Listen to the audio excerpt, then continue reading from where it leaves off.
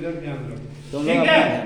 तो जिसमें दो मात्रा का समय लगे उसे दीर्घ स्वर कहते हैं, है ना। जैसे आ, ई, इसको दीर्घ ही कहने की आवश्यकता नहीं है। ये ई और ये ई, ऊ, ए, ऐ, ओ, अंग, अ नहीं, औ तक, ये सभी दीर्घ स्वर हैं। कौन कौन? आ, ई, ऊ, ए, ऐ, ओ, औ, ये सभी दीर्घ स्वर हैं।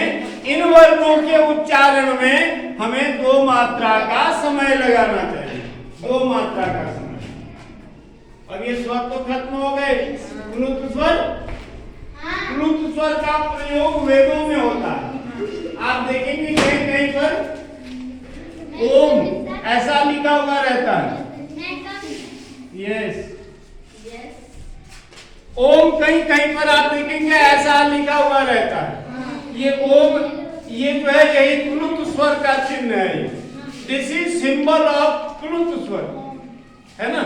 ये बताता है कि ये ओ प्लुत है, इसमें 3 मात्रा का समय लगेगा। आप देखिएगा ओम का उच्चारण करते हैं लोग, ओ में जितना समय दे दीजिए, मां में ऐसा कोई करता है ओ मां, ऐसा नहीं करेगा। जितना भी समय देना है ओ में देना है, क्योंकि ये प्लुत स्वर है। तो ठीक इसी प्रकार हमको अपने व्याकरण में भी जब हम व्यंजनों के साथ में जोड़ते हैं, जैसे कि न में ह्रस्व इकार को जोड़े तो इसका उच्चारण में हम लोग नी, छोटी नी, और जब न में बड़ी इकार को हम जोड़े तो हम लोग नी, है ना। उसी तरह विद्या विवादाय, विद्या विवादाय धनम वदाय शक्ति परेशान परिपीडनाय कलयस्य साधो विपरीत ज्ञानाय दानाय च रक्षणाय।